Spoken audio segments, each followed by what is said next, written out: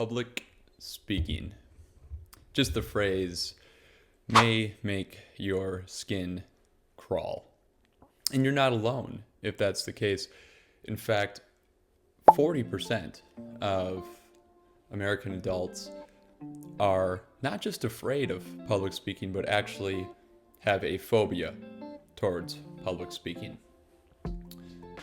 Which is interesting because the same studies tell us that the fears that come before public speaking are things like spiders, that's me, heights, that's also me, and yes, public speaking is a greater fear in this country than death is.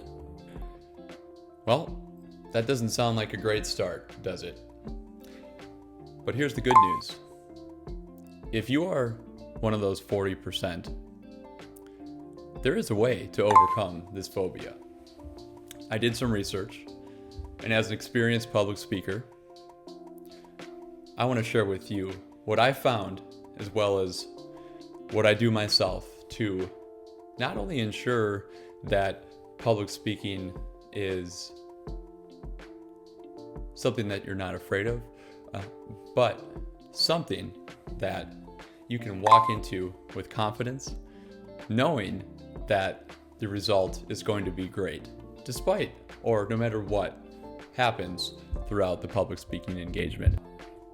I also found out that while 40% of people have a phobia towards public speaking, roughly 70% of all jobs involve public speaking in one form or another. We can't run from it, but what we can do is run through it. So get ready.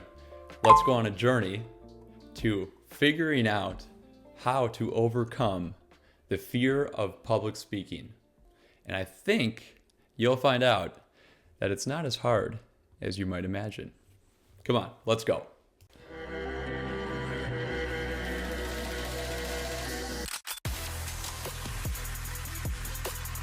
The first thing I found out in researching this is that in order to overcome the fear, we have to understand where the fear comes from. And it turns out it's the prefrontal lobes of our brain that sort our memories. And it's very sensitive to anxiety. So if you experience something like a brain freeze when you're up on stage, you're certainly not alone, but you know that makes you even more stressed.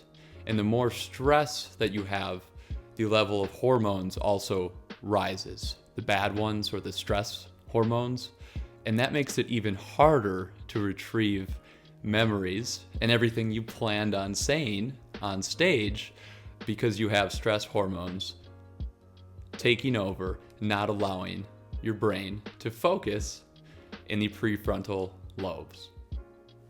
Interesting. Well, that helps me understand stage fright, and it probably does for you too. Let's keep digging deeper. So it turns out the anxiety causes a fight or flight response within our body and our brain. And that is designed specifically for us to respond without having to analyze the thought, use logical reasoning, just take an action based out of survival. So, the anxiety is not there to debate whether or not you're about to get hit by a car or you're speaking to a crowd of people. It just thinks that there's danger afoot and survival is the only route. That means your anxiety only has level 0 and only has level 100. There's nothing in between. Naturally, as you can imagine, this anxiety only focused on survival is going to push your brain to the worst. It's going to snowball it to the worst of what may happen during a public speaking engagement. things that rarely happen, in fact, things that don't ever happen, your brain is going to be imagining. Why? Simply because your body is operating the way that it has learned to. Anxiety causes fight or flight to kick in. Fight or flight doesn't leave any room for a good public speaking engagement. Don't blame it on yourself. Blame it on evolution. Blame it on being a caveman and a cave woman, a cave person. There used to be real dangers as soon as we left the cave, and that was most of humanity.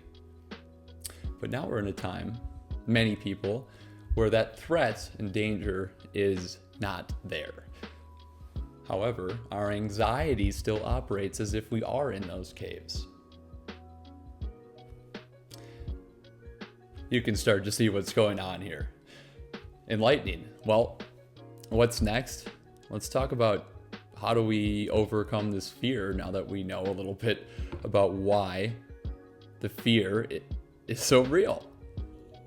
Well, the first thing that you can do is stop focusing on memorizing a speech. I know it feels comfortable, feels good to have something memorized. You know it, you can recite it on stage, but it actually is holding you back. The reason is because it's contributing to our brain freeze. When we memorize a speech, it tells our brain there is only one way to communicate an idea, a thought, a message. We know that's not true. Instead of memorizing, write out bullet points. They're called speaking notes, and practice going through using extemporaneous speech, which also means improvising between those bullet points. It is uncomfortable at first, it's hard, but what you will find out is that you become much, much more comfortable speaking to people, even one-on-one conversations, because you are practicing. Now, does practice work for public speaking? Of course it does. It works for everything. LeBron James wasn't born on the basketball court with a basketball in his hand. He's so good because he practices every single day. Now, is talking to a wall fun? No, it's not.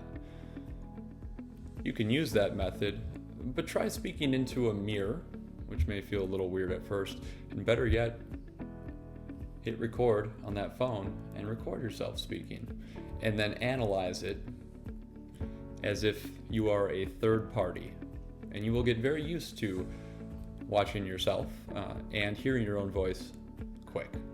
So really, what stops you from overcoming an intense fear is just a few action steps that need to be repeated, and within a week you will notice a difference.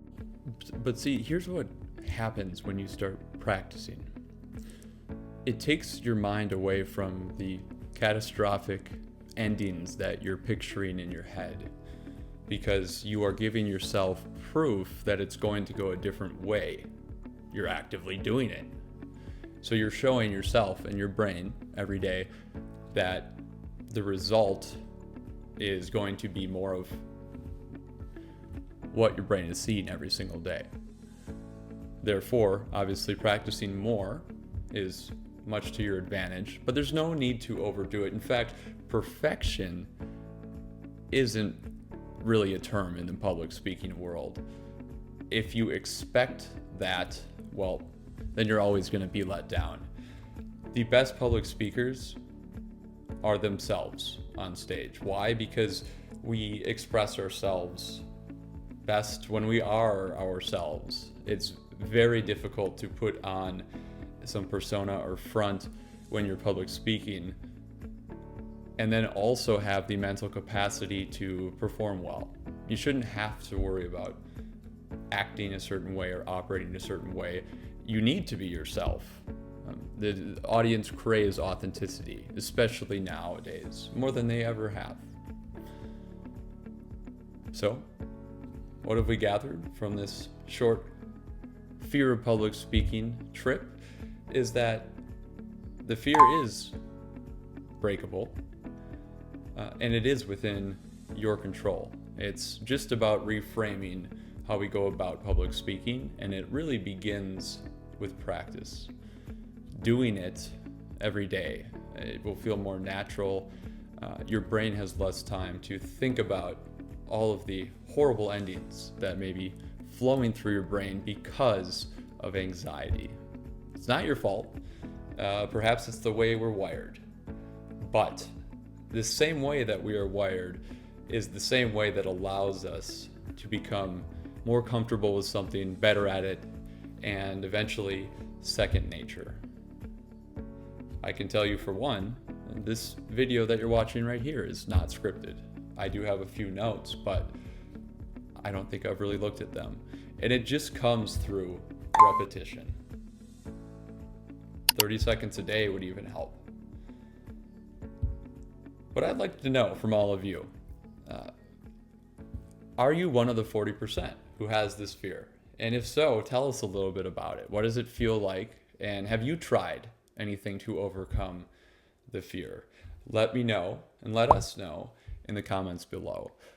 If you found this to be helpful, there's plenty more coming. Please hit subscribe and you'll be the first to receive the videos and content. Otherwise, drop a like, and thank you for joining in. Best of luck to everyone out there, and make sure, if you want to overcome that public speaking fear, like I need to overcome my fear of spiders, you got to practice. So I guess I got to go hang out with spiders. On that note, make sure every day you get up and you get at them.